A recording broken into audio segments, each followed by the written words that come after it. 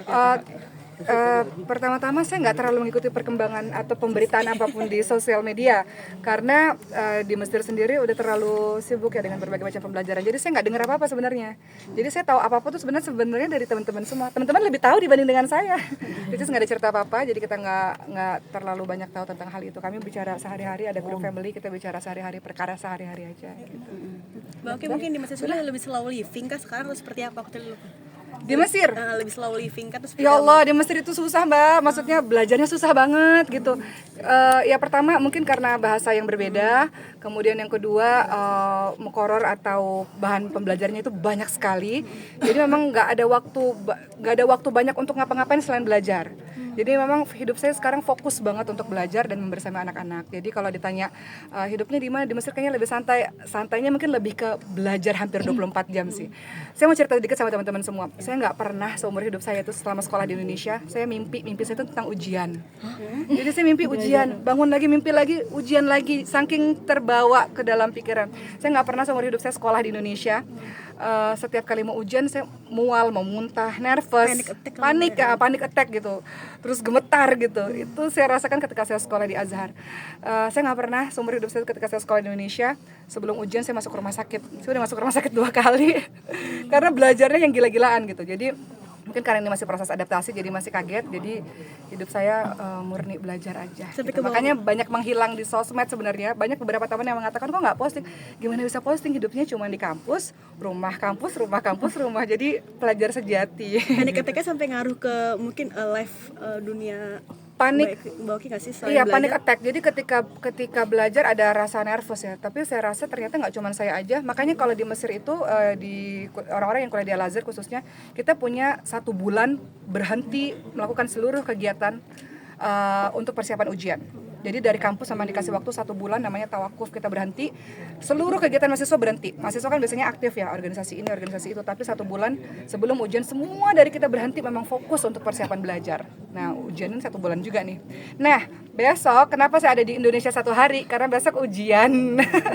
Ujiannya belum selesai, jadi saya manfaatkan waktu di pesawat nanti sekitar 11 jam atau lebih saya akan belajar di pesawat untuk besoknya nyampe di Mesir langsung ujian. Untuk merawat anak-anak sendiri mungkin ada suster atau gimana Mbak Oki? Atau Mbak Oki yang benar sendiri turun tangan untuk anak-anak? Iya, di Indonesia jadi gini, kebiasaan teman-teman yang ada di Mesir ini kan pelajar tuh belasan ribu ya, pelajar Indonesia.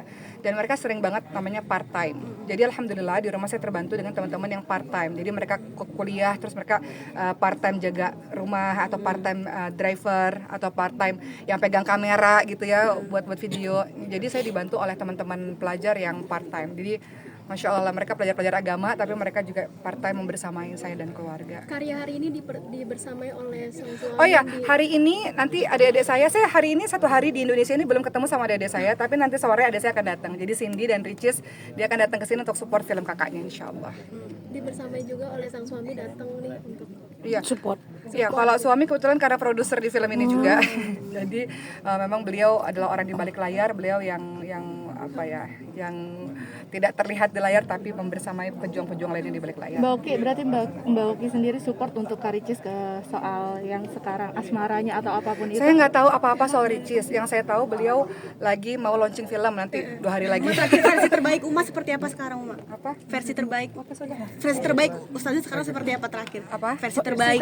Versi terbaik maksudnya gimana ya? Versi terbaik dalam diri Uma tuh seperti apa sekarang, apalagi sekarang slow living ada perubahan nggak sih dalam perubahan hidup? di Mesir? Saya dari dulu berdoa sama Allah, saya ingin ya Allah dikasih waktu untuk lebih banyak fokus untuk menuntut ilmu dan bersama dengan Quran. Nah ketika saya berada di Mesir, kalau di Indonesia kan setiap hari ada tamu, setiap hari saya juga ada pesantren di sini kan tiap hari membersamai para guru-guru dan lain-lainnya. Hidup kan harus memilih ya, kita nggak bisa mengerjakan segala sesuatu dalam waktu yang bersamaan. Ketika saya berada di Mesir, saya punya waktu sangat banyak untuk saya bisa menuntut ilmu lebih fokus supaya saya bisa nanti pulang ke Indonesia dengan ilmu yang lebih baik, bisa lebih bermanfaat lagi untuk masyarakat ketika saya berdakwah seperti itu. Pengalaman ke Palestina sendiri seperti apa mungkin suasana ketika pada saat itu Kak Oki terjun langsung ke situ? Ya, saat ini saya tinggal di Mesir. Mesir itu adalah negara yang bersebelahan dengan Palestina sehingga pengungsi banyak sekali berada di Palestina. Keadaan mereka ya tentu banyak air mata ya karena harus berpisah. Rata-rata istri dan anak-anak ada di Mesir, rata-rata suaminya masih ada di dalam Gaza gitu. Jadi mereka terpisah.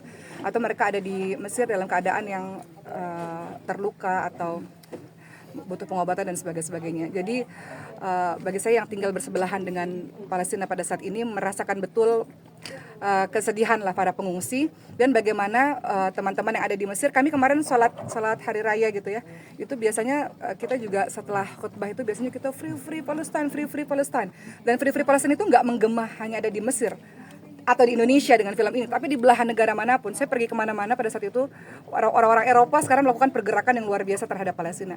Jadi rasanya kok malu ya Indonesia sebagai negara yang katanya penuh dengan kasih sayang dan kepedulian tingkat tinggi, nggak melakukan apa-apa. Jadi ini bagian dari bahwa saya punya sikap, saya pribadi dan beberapa teman lainnya, kita punya sikap menentukan posisi kita ada di mana. Posisi kami adalah bahwa kami berada bersama dengan Palestina, seperti itu. Terakhir tahun berapa Mbak Oki sendiri ke Palestina?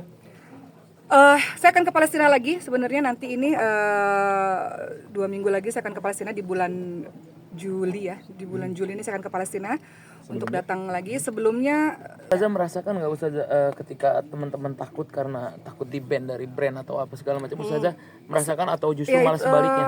Semua orang punya pilihannya masing-masing gitu ya. Ketika seseorang berdiri untuk Palestina, nggak hanya di Indonesia, di belahan negara manapun, itu akan terganggu beberapa jenis pekerjaannya mereka gitu.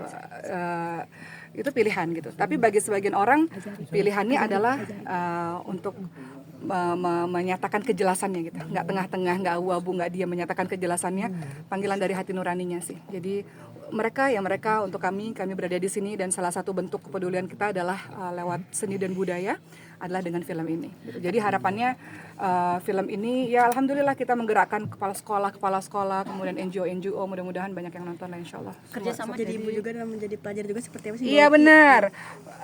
Jadi waktu saya pulang dari Mesir ke sini, ketika saya naik pesawat, saya ngerasa kayak punya 2 kehidupan gitu. Kehidupan di Mesir, saya sebagai seorang pelajar murni bersama dengan anak-anak, seorang ibu dan pelajar. Balik ke sini ya balik dengan kesibukan dan cahaya-cahaya kamera dari teman-teman semua. Jadi saya ngerasa kehidupan saya kayak ada 2 gitu. Jadi ya alhamdulillah, bahagialah, senanglah. Idul Adha di Kan nggak LDR berarti kan? Iya, suami pulang pergi sebulan sekali gitu. Kayak sekarang saya 1 hari di sini, balik lagi ke Mesir. Jadi ya sekarang udah ada, insya Allah, mudah-mudahan mohon doanya semoga banyak ada rezeki biar bisa bolak-balik Indonesia. Untuk ibu sendiri gimana kak? Oh ya, untuk ibu dan Sulaiman memang ini agak PR juga karena Sulaiman harus berbahasa Indonesia. Jadi sampai hari ini memang Sulaiman kita masukkan ke sekolah berbahasa Indonesia di Mesir karena Sulaiman kan masih harus berbicara bahasa Indonesianya dengan baik, masih belum lancar. Dan Sulaiman memang setiap 3 bulan sekali harus pulang karena dia harus melakukan pemeriksaan rutin dengan seluruh dokter-dokternya.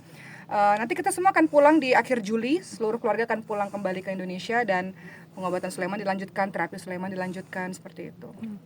Kesehatannya sendiri seperti apa Kak Sulaiman dalam keadaan sehat alhamdulillah, tapi kami kesulitan untuk mencari terapi bicara karena semuanya berbahasa Arab atau berbahasa Inggris. Sementara Sulaiman masih harus berbahasa Indonesia. Jadi untuk Sulaiman, sekarang Sulaiman semua keluarga sekarang ada di Mesir, anak-anak semua di Mesir.